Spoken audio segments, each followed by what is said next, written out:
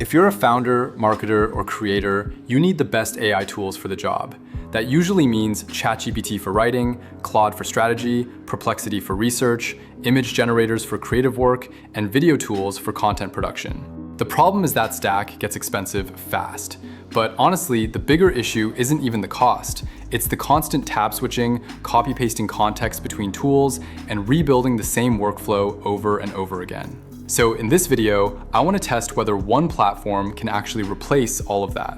We're going to reverse engineer a competitor's strategy, build an entire counter campaign, and see if i10X can handle the entire workflow by itself. All right, let's get into it. For this video, I'm going to be using i10X, which you can check out using the link in the description. The team at i10X reached out about sponsoring this video, but before agreeing, I wanted to test it across a few different workflows to see if it could actually replace the tools I normally use. Once I saw the potential, I asked if we could get a discount for the channel as well, and they came back with 50% off your first 2 months. So if you end up wanting to try it yourself, I'll talk more about that later in the video. Now, the reason i10X caught my attention is because it takes a very different approach from most AI tools. Instead of locking you into a single model, it gives you access to GPT, Claude, Gemini, Grok, Perplexity, image generation models, video generation models, and a bunch of specialized agents all inside one workspace. And honestly, for founders, marketers, and creators, the bigger problem usually isn't paying for the tools. It's constantly jumping between them. You do your research in one tab, writing in another, image generation somewhere else, and by the end of the project, half your workflow is scattered across 10 different websites. So let's see if i10X can actually solve that. The interface is pretty straightforward. If you've used ChatGPT before, you'll feel at home immediately. On the left side, you've got chat, images, videos, agents, workflows, and a few other tools we'll be using throughout this tutorial. For this experiment, I've grabbed a competitor resource that we're going to analyze. This could be an ebook, a lead magnet, a website export, really anything that represents how they're positioning themselves in the market. So let's head over to the document analysis agent and upload it. Normally, if you wanted to understand a competitor's messaging, audience, and strategy, you'd have to spend a lot of time manually reading through everything yourself. Instead, we're basically turning this document into something we can chat with. The first thing I want to know is who exactly this company is targeting. That's important because if we're going to compete with them, we need to understand who they're speaking to before we can figure out where they're vulnerable. So I'll ask i10X to break down the target audience, the primary pain points, and the core messaging themes that appear throughout the document.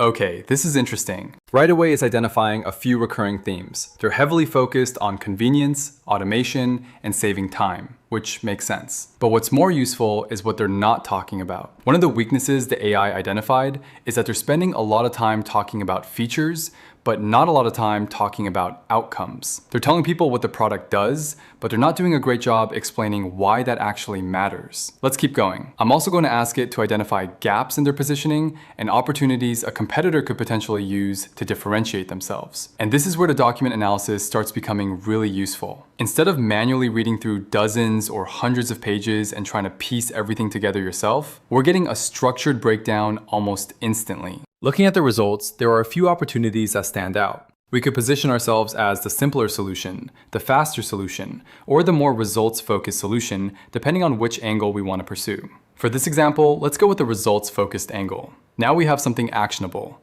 We know who they're targeting, we know how they're positioning themselves, and we know where the gaps are. The next step is figuring out how we would actually build a campaign around those weaknesses. And for that, we're going to put 2 frontier AI models head to head and see which one comes up with a better strategy. This is where i10X's chat arena becomes really useful. Instead of guessing which model might give us the best answer, we can run the exact same prompt against 2 different models at the same time and compare the outputs side by side. So I'm going to open Chat Arena and put GPT on one side and Claude on the other. For the prompt, I'm going to feed both models the competitor analysis we just generated and ask them to create a marketing campaign that directly attacks the gaps we identified. Let's run it and see what happens. All right, both responses are in. Looking at Claude first, it's giving a really detailed strategic breakdown. It's explaining why the competitor's positioning is weak, what emotional triggers we should focus on, and how we should structure the campaign overall.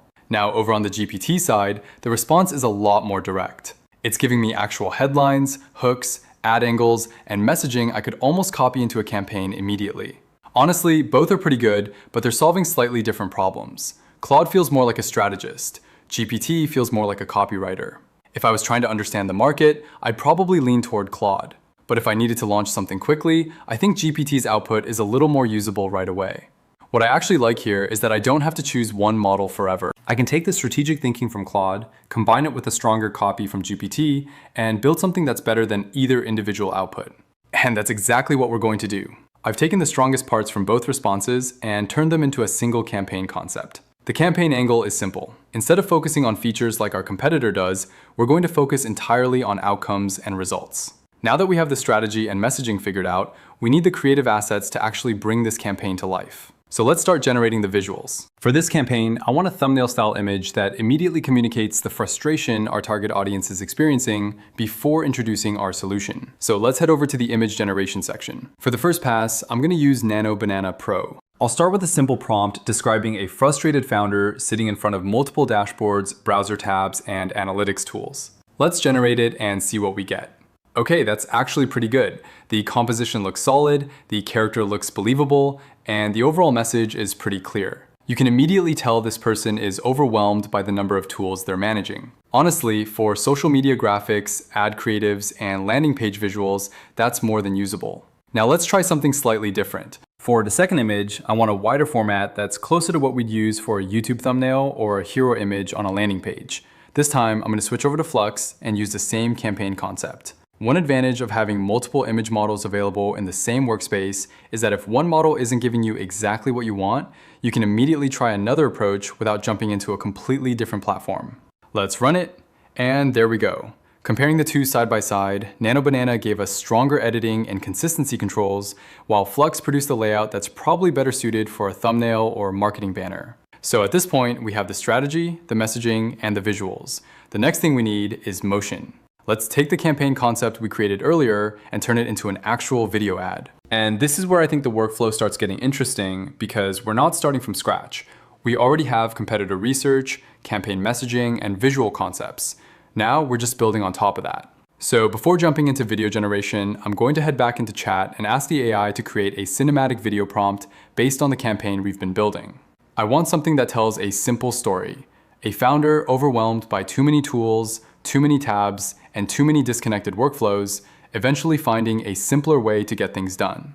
Let's see what it comes up with. Okay, this is actually pretty solid. We've got camera directions, scene descriptions, lighting instructions, subject actions, and a clear narrative flow. This is a much stronger prompt than what most people would probably write manually. So let's copy this over into the video generation section. For the model, I'm going to use Kling, although you could also use VO depending on the style you're looking for. I'll paste in the prompt, generate the video, and let's see what we get. All right, the render is finished. And honestly, this came out better than I expected. We've got cinematic movement, good subject consistency, and the overall tone matches the campaign we're trying to create. Now, I will say this isn't always perfect on the first attempt. Sometimes you'll need to refine the prompt, adjust the scene descriptions, or generate a second version to get exactly what you're looking for. That's pretty much true of every AI video model I've used. But for something that started as competitor research less than an hour ago, having a usable marketing video this quickly is pretty impressive. And honestly, this is also where the value of having everything in one place starts becoming obvious. We went from competitor analysis, to strategy, to copywriting, to image generation, and now video production without constantly switching between different tools. If you want to follow along with this workflow yourself, you can check out i10X using the link in the description and use my code ERIC50 for 50% off your first 2 months. At this point, we have enough assets to launch a campaign. But there's one more thing I want to show you, because this is where i10X starts moving beyond content creation and into actual business automation.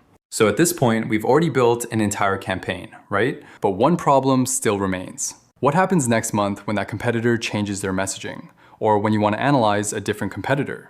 You could repeat this entire process manually, or you could build something that helps automate part of it. So let's take a look at the agents section. If we open up the Discover tab, you'll find a huge collection of pre-built agents covering everything from document analysis and SEO audits to content generation, research, coding, and business operations. But instead of using a pre-built agent, let's create our own. I'm going to create a competitor intelligence agent.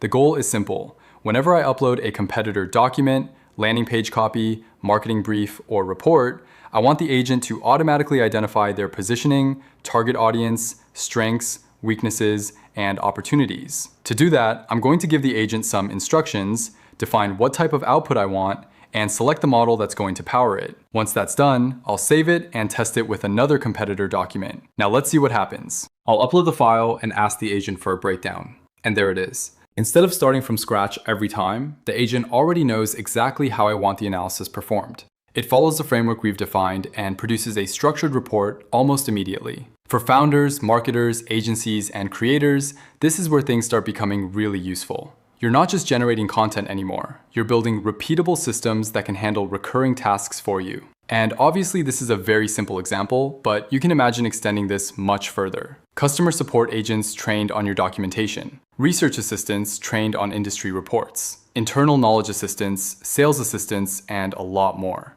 So in less than an hour, we've gone from a competitor document to a complete campaign strategy, visual assets, video creative, and a reusable intelligence agent that can help us repeat the process again in the future. So after going through this entire workflow, I think the biggest value here isn't any individual model. It's the fact that everything lives in one place.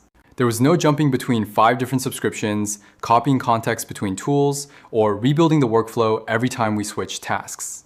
A couple of other things worth knowing if you're comparing it to the other AI agent tools out there. First, almost everything runs under one bill. For most of the tools inside i10X, you're not bringing your own API keys. They just pass the cost through transparently. So you're not stitching together 10 subscriptions and a pile of API billing. Second, it asks for confirmation before it does anything irreversible. That sounds small, but it matters a lot if you're a business owner who's nervous about turning a team loose on autonomous agents. And third, for common jobs like building presentations, lead generation, and SEO, they claim it comes out roughly 75% cheaper than the tools from the big AI labs, mainly because the architecture leans less on slow, browser-based execution. Now, if you're a hardcore AI engineer building specialized systems directly on top of model APIs, you're probably still going to want dedicated tools for maximum control. But for founders, agencies, creators, marketers, and most people who just want to get work done, i10X makes a pretty strong case for consolidating your AI stack into a single platform.